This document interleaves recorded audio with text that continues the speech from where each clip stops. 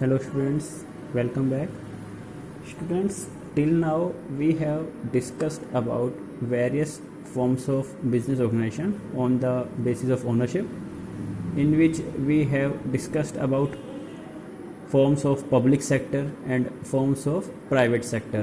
Public sector के अंदर कौन कौन सी फॉर्म्स हैं, such as departmental undertaking, statutory, corporation and government company. इसी प्रकार से प्राइवेट सेक्टर के अलग अलग फॉर्म्स को हमने स्टडी किया है, such as sole trade business, partnership, joint HUF business, cooperative society और कंपनी ऑर्गेनाइजेशन। स्टूडेंट्स, इनके अलावा एक थर्ड फॉर्म और होती है, फॉर्म्स जो बिजनेस के फॉर्म्स की स्टडी करते हैं on the basis of ownership, that is known as joint sector. Public sector and हम कहते हैं प्राइवेट सेक्टर, उनसे अलग और उन्हीं से ही रिलेटेड एक और होता है जिसे हम क्या बोलते हैं, जॉइंट सेक्टर। जॉइंट सेक्टर कहीं ना कहीं अपने नाम से ही, अपने नेम से ही काफ़ी कुछ मेंशन कर देता है। तो इसको जब हम बात करते हैं डिफ़ाइन करने की, तो हम डिफ़ाइन कैसे करते हैं इसको? It refers to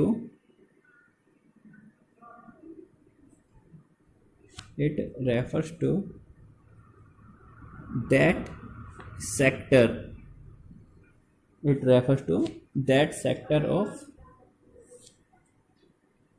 business which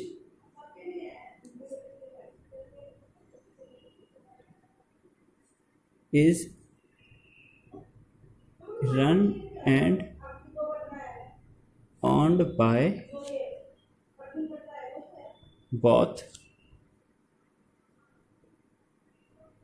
public sector and private sector. That is public sector and private sector। यानी कि ऐसा बिजनेस ऑर्गेनाइजेशन जिसे ना तो हम प्योरली पब्लिक सेक्टर कह सकते हैं, ना ही प्योरली उसको हम प्राइवेट सेक्टर कह सकते हैं, बल्कि ये एक प्रकार से पार्टनरशिप होती है किसके बीच में, पब्लिक सेक्टर और प्राइवेट सेक्टर में। यानी कि निजी व्यक्ति और सरकार दोनों ही मिलकर किसी कारोबार को रेगुलेट करते हैं, तो उसे हम क्या बोलते हैं, जॉइंट सेक्टर। इसको हम इस तरीके से डिफाइन कर सकते हैं,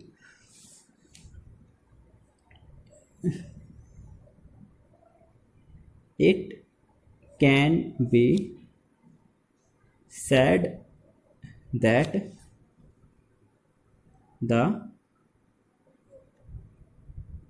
joint sector is a partnership between public sector and private sector। That mean जिसके अंदर सरकार और निजी व्यक्ति दोनों ही एक पार्टनर के रूप में काम करती है। और कई बार पब्लिक वेलफेयर के कुछ प्रोजेक्ट्स होते हैं जहां पर हमें निजी भागीदारी की आवश्यकता होती है, उनके मैनेजरियल एफिशिएंसी के पॉइंट ऑफ व्यू से, काम को जल्दी पूरा करने के हिसाब से।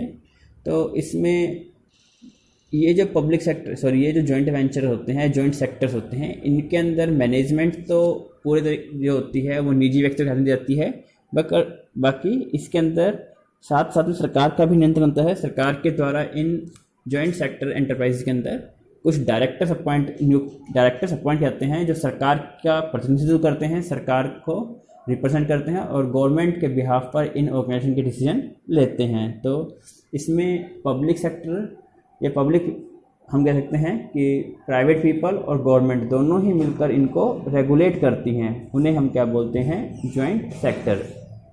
इसमें क्या होता है यूजुअली बेटा, कि इसमें जो मालिकाना हक होता है, हिस्सेदारी होती है, इसके अंदर क्या होता है कि जो सेंट्रल गवर्नमेंट के भी इसमें अपॉइंटेड होते हैं, जो भी डायरेक्टर होते हैं, स्टेट गवर्नमेंट के भी इसके अंदर अपॉइंटेड होते हैं, और निजी व्यक्तियों के भी इसके अंदर डायरेक्टर होते हैं, वो अपॉइंट होते हैं।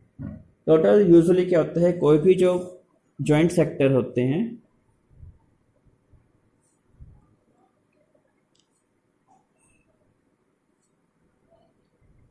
जॉइंट सेक्टर के जो भी एंटरप्राइज होते हैं उनकी किसी भी कंपनी की जो पेड अप कैपिटल होती है उसे एक स्पेसिफिक रेशियो के अंदर डिवाइड किया जाता है, जिस स्पेसिफिक रेशियो के अंदर क्या होता है, टोटल कैपिटल का क्या होता है बेटा, 26% शेयर, टोटल कैपिटल का, टोटल पेड अप कैपिटल का 26% जो शेयर होता है वो किसके हाथ में होता है, सेंट्रल गवर्नमेंट के हाथ में। इसके अंदर 25% जो ओनरशिप होती है वो किसके हाथ में होती है,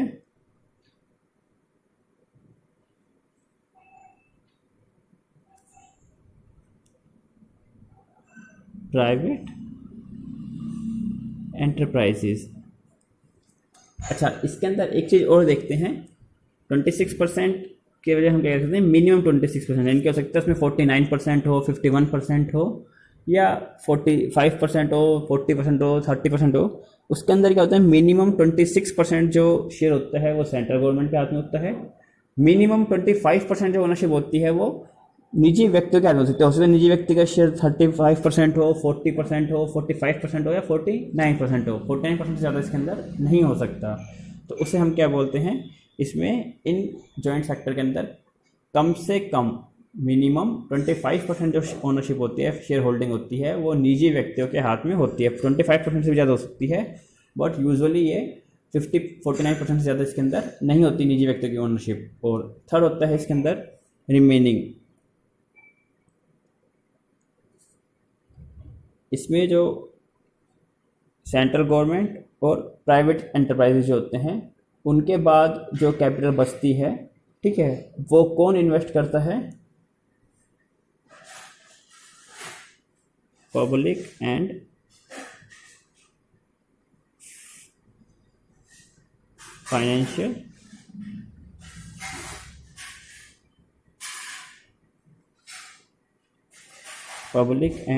फाइनेंशियल इंस्टीट्यूशन।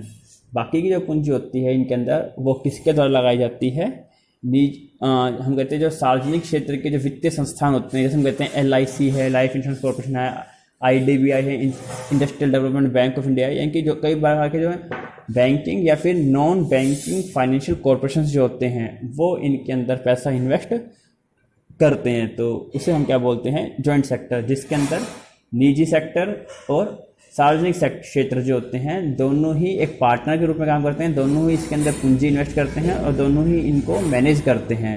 उसे हम क्या बोलते हैं, जिससे पब्लिक वेलफेयर के जो प्रोजेक्ट्स हैं उनको समय पर और एक व्यवस्थित तरीके से पूरा किया जा सके, उसे हम क्या बोलते हैं, जॉइंट सेक्टर। बेटा इसके एग्जाम्पल कौन कौन से हैं इंडिया के अंदर? एग्जाम्पल में सबसे पहले इसका एग्जाम्पल आता है आपका, दैट इज मद्रास फर्टिलाइजर्स